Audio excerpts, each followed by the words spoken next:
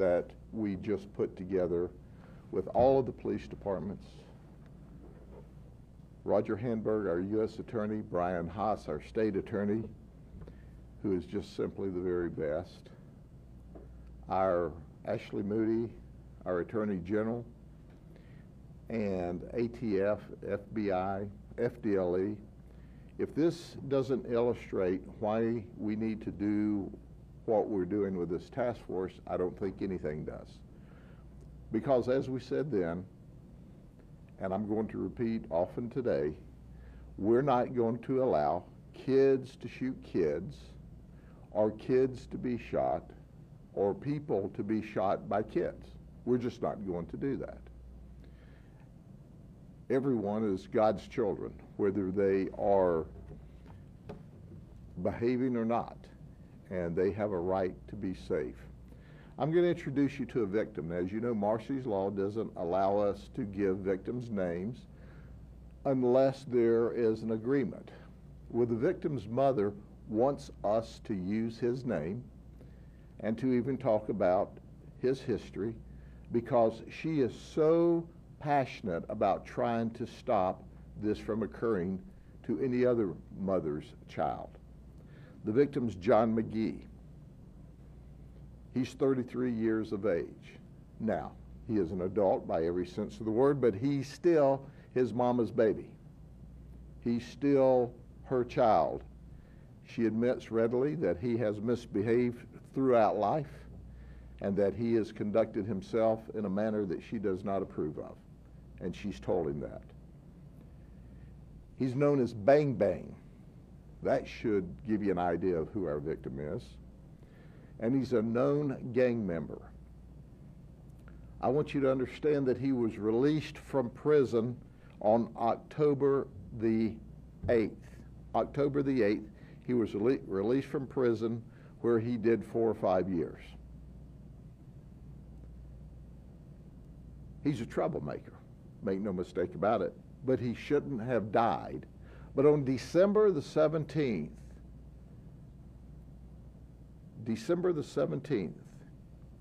just more than 2 months after he was released from prison, he was shot in the back. He was shot. He was on Pirates Way, and that's in Secret Cove off of Skyview. And here's what we know. When he was originally shot, went to the hospital, he was expected to recover. We started the investigation. And as the investigation went on, 24 days later, he died in the hospital. Now, some of you may say, well, what kind of hospital care was that? They were giving him the best hospital care.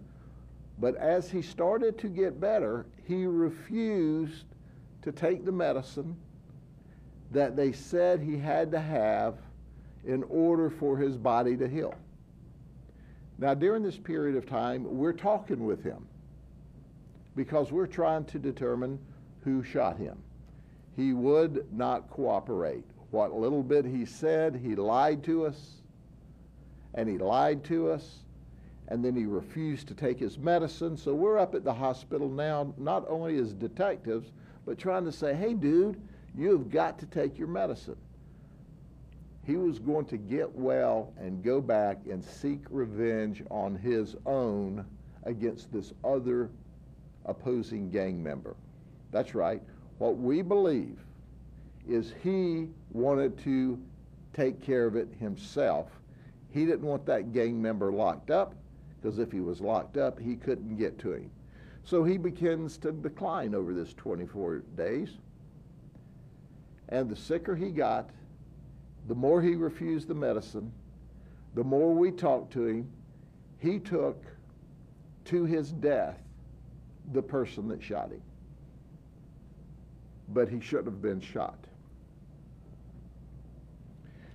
Why was he shot? Well, it was an opposing gang member. I call it a testosterone overload. He was mean mugging. He was bad-eyeing the other gang members. and as a result, the event occurred. Well, who shot him? Interestingly enough, I'm going to spend a few minutes on this because this illustrates the problem. This is Ladarian Chandler. Ladarian is 19 years of age. He's a self-proclaimed rapper, and he shot John McGee in the back as he ran away. And then he made a rap video about it. Now, first off, come on, man. You shoot someone else in the back? What kind of coward is that? But that's exactly what he did. So before I go further, other than to tell you there was an argument in the street, he shot him in the back, let me tell you about Ladarian Chandler. He was on juvenile probation even though he was 19 years old. He previously had 7 felony arrests, 5 misdemeanor arrests, everything from resisting to theft to vehicle theft. He was just a mess. But here's a picture of him. I want you to see this picture. This is when he was 18 years of age. And this was after he was released from a high-risk facility where he spent 1 year in jail. But let's go back. When was his first arrest? When he was 11. Then he was arrested when he was 13, 14, 15, and 15, and 17. The Department of Juvenile Justice, who I often say has a difficult time telling a child the difference in a child committing childish acts that are criminal and a hardcore criminal as a juvenile. This was a hardcore criminal as a juvenile, but to DJJ's credit, they had him in detention, incarcerated on 3 different occasions. The first time for 1 month, that didn't do any good. The second time for 2 months, that didn't do any good. The third time for 12 months. That didn't do any good. This photograph was taken within a day or 2 or a week after he was released from his 3rd stint in lockup. He never learned. Not only that, 32 days later, after this photo, that's when he shot John McGee. 32 days later. Did I mention that this bad-looking dude, and he was bad and mean in the streets when he had a gun, because he would point it, he would threaten, he would shoot. This is only the times we know about. We don't know about the drive-bys and the shootings that never got reported to us, because a lot of times they don't talk. Most times they don't talk. We don't know about all of those times, but what we know is despite the juvenile justice system effort to the contrary, this is what he looked like the week after he was released, and 32 days later he shoots John McGee, who subsequently dies. Now, let me give you some background.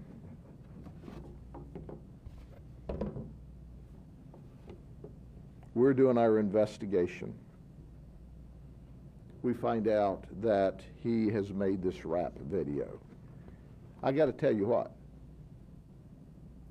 he's not much of a rapper.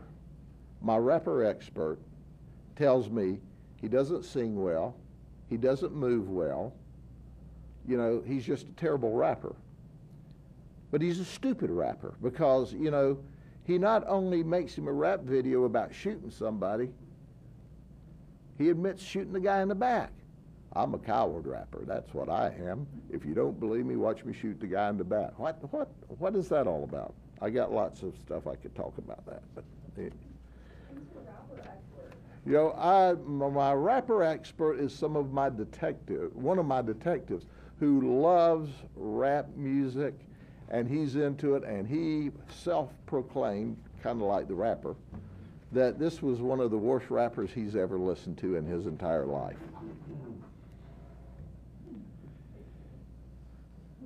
So we investigate further, and nobody in the neighborhood knows anything. You go to one of these scenes, you know, there's 200 people in the parking lot, and you talk to them all, and they all just got out of the bathroom. I was in the bathroom when that happened. You know, 200 people in 20 bathrooms.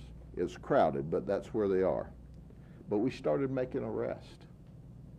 And as we started making arrests, we even arrested a mama along the way. As we started arresting people, when we got mama arrested, when we started back in there for another wave of arrests, they went, we'll talk to you. So people started loosening up. My homicide detectives are simply the very best, and they started to give us information. Now, follow me here.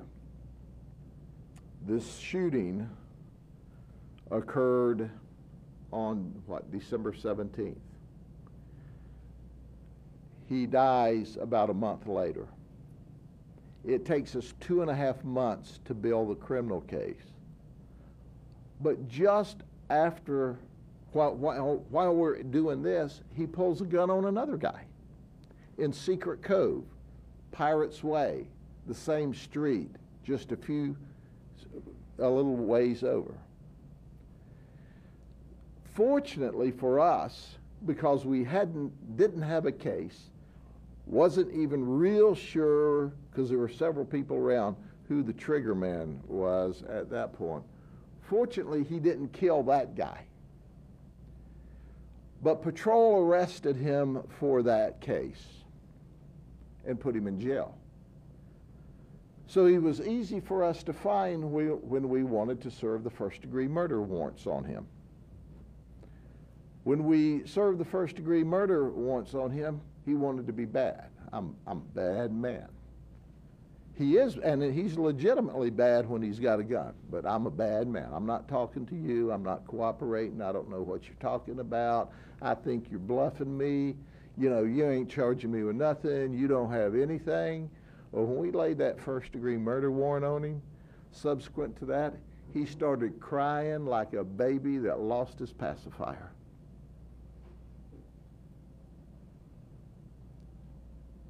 And ostensibly, his gun was his pacifier. He bragged that he carried a gun all the time and he would shoot his rivals. Now, he didn't call them rivals, but you'll have to listen to the video and add your own words, because we've blanked out some inappropriate words that he used. But now he's charged with first-degree murder. So I ask you this. He had to be cool. He had to make his rap videos. He sent this out for other kids to see. And that's what's happening in this rap world today. That's why we have these drive-by shootings. That's why we have these kids ganging up in their individual gangs. Then they don't talk to us because they're going to go back and revenge the conduct themselves. While this shooting's taking place and we're dealing with this, and there's a shooting in Lakeland where 11 are shot, and we're dealing with one in Lake Wells where a 12 and a 14-year-old and a 19-year-old girls are shot in 2 different houses asleep in the middle of the night, and one gangster shoots and kills another gangster in Poinciana. You go, my gosh, what's the matter here? Despite that, our crime's at a 51-year low. Despite that, our violent crime went down last year. So what I'm saying is this does not represent the overall crime picture. This represents a very violent, dangerous group, small group of gangsters that are shooting at each other, and they're young. So look at this kid. He's 19. He's going to prison for the rest of his life. And I want all you cool dudes to think about this. While you're watching your gangster rap and you're looking for a stolen gun and you're shooting at your buddies and your buddy's house and your buddy's car, when you're shooting, this guy thought he was going to be you or you're going to be him, and now he's going to prison for the rest of his life upon conviction. Plus his other aggravated assault charge in possession of a firearm by a convicted juvenile. He's not even supposed to have a gun at all. So he wants this to be the image. And truly, folks, you understand why people would not testify against him in court. You understand why witnesses didn't want to come forward, because he carried a gun and he would shoot you and cared less. We've not recovered the firearm for the shooting. We like to tell folks, hey, we'll pay $500 for a felon with a firearm. Call Crime Stoppers, 1-800-226-TIPS. But we want the gun. We want the gun that's being pushed around. We know it's being pushed around. We want the gun that killed John McGee. Now, you're going, hey, how likely am I to give you the gun? I'm a convicted felon. Because that's who I'm sure has the gun. Well, it's easy. You call Crime Stoppers. And we will arrange a way to get the gun so that you don't get involved and you make $5,000 for the murder gun. That's right. I'll pay $5,000 for the murder gun. And I don't care who the gangster is holding it or who the mama is holding it. Get it out of the attic. Get it out from under the tree. Get it out from under the bed. Get your $5,000. All we want is to put our hands on the gun. And we'll take it from there. No questions asked. You don't have to get involved. And any other gangsters, felons with guns, you call in, we take them off. In our first week of operation with the gang task force, we got 4 guns off the street. 2 of them are in the computer as stolen. I know the other 2 are stolen. We're just having to trace them from their origin because people didn't have the serial number when it was reported to us. But let the message be loud and clear. And all you gangbangers and gangsters and cool dudes and dudettes, understand. We ripped this rapper and he's in the jail. We unwrapped him from coolness and wrapped him up in a jail cell. And I don't know how you put that in the rap video, but if you do, send me a copy. And then verse 2, you're next, dude. You're next. Because we're not going to let you kill people, and we're not going to let people kill you, because we care about your life. That's a guarantee. So with that, let's look at the rap song, and we'll make this available to you. But you can see him.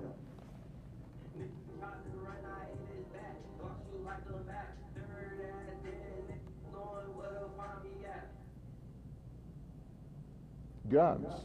All guns. Play that again.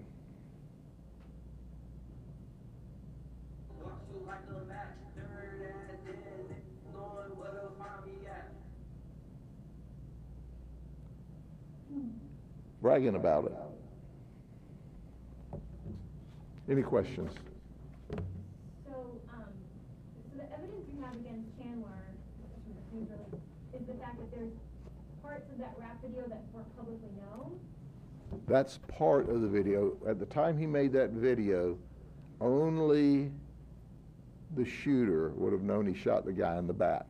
And we have lots of other evidence that we're not revealing here today. And then another question, just, it strikes me that the victim had a mother who cared about him, didn't want him in that life anymore, and we have this 19-year-old kid who's young. You know, how does the gang task force try to get young people, young kids, not to go into this? Listen, that's a bunch of hooey, that soft and cuddly feeling, we're going to hug a thug, and if we give them, you know, another popsicle and an icy and a day out at the park, they're going to be good. Y'all need to wake up. These dudes are taking y'all for fools. These are hardcore gangsters, gangbangers. They'll eat your ice cream on Saturday and shoot up the rivals on Saturday night and smile at you in the meantime. So at the end of the day, it all starts with parenting at home when they're young and keeping them away from this lifestyle. But when we're having these neighborhood events for these 15, 16, 17-year-old hardcore gangbangers, they're smiling at you in the daytime and going up and dressing like this at night. He was still on probation. He did a shooting after the curfew was over. How much good did that do? They're not this kind of person. I'm not talking about everybody. This kind of person is paying no attention because they want to be cool, they want to be rappers, they want to be a power player in their community. So I tell everyone, you got the little bitty dudes and dudettes at 4 and 5 and 6, don't let them watch his crap because that appears to be cool. It's not cool. I want to hear your thoughts on DJJ reform. You know, last week we were talking about Orange County, several people shot and killed. One of those a news reporter, and the conversation came up of needed change in that area. This seems to tie in as well.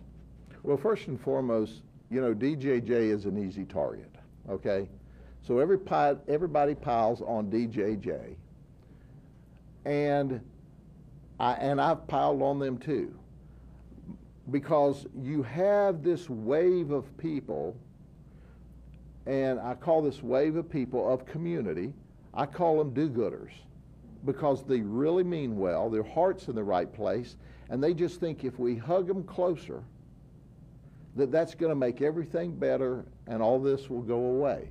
Well, if that were so, because we are hugging these people, this kid got the full measure of the system. We also have the ability to put them in adult system. But when you look at all of his crimes, they weren't all gun crimes. They were theft and grand theft and fleeing and not your greater level stuff. But he was a scary guy on the street. But as I've said before, what we have to do is we have to be very forgiving of children committing acts that are of a criminal nature. Those are the ones that need the diversions and the counselings and the families reinforced. I'm not saying that does not work. But when they cross that border, then they have to be detained. If this guy is not locked up, he's shooting somebody. And that's what I'm talking about. So DJJ many times allows these very violent kids or very outlandish, out of control criminal kids. They don't all have to be violent crimes. They don't sometimes tell the difference between a child doing a childish act that's criminal and a hardcore criminal who happens to be under the age of 18. This was a hardcore criminal under the age of 18. But if you look, our state attorney is great about filing adult charges, but he just meandered through the system and never got above what should have been controllable. And the system with him detained him for 1 month, and then 2 months, and then 1 year. What would have happened if we'd had started out with a year program and then went to another year program and then went to another year program? You see, he might not have been out to commit this crime, because you can still be held under juvenile sanctions up until the age of 24. But now he gets out at 18. He does not have a high school education. He has no proclivity to work, because he's just going to do rap videos and sell dope on the street corner and run with the dudes and be cool. And now he's facing the rest of his life. Now, I can go back sociologically and say, well, what environment did he have when he was 2 and he 3 and he was 4 and he was 10 and he was 12? And I'm not saying that doesn't need to happen to try to stop it in advance. I'm not against that. But when he got to this level, he ain't eating no more ice cream with y'all. I'm just telling you. He's not eating any more ice cream with you. But he's still a 19-year-old kid that now has taken a life. And that's why Mrs. McGee, or John McGee's mama, allowed us to use his name. She said, I don't want any more mamas to lose their children. And I'm appreciative of her, and I'm sorry for her. I'm sorry for this kid's mama. But she's thuggish too, if this is, or either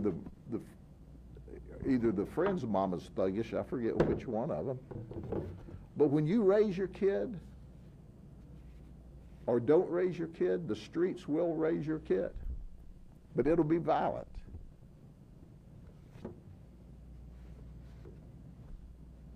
You sure don't want to meet this kid.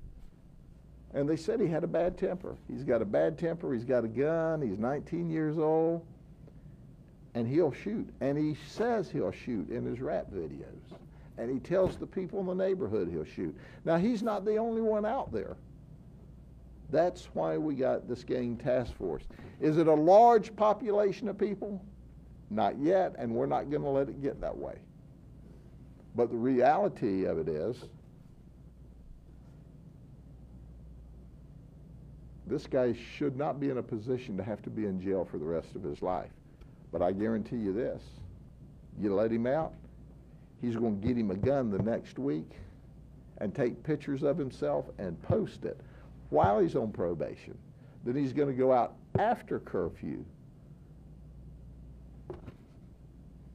Anything else?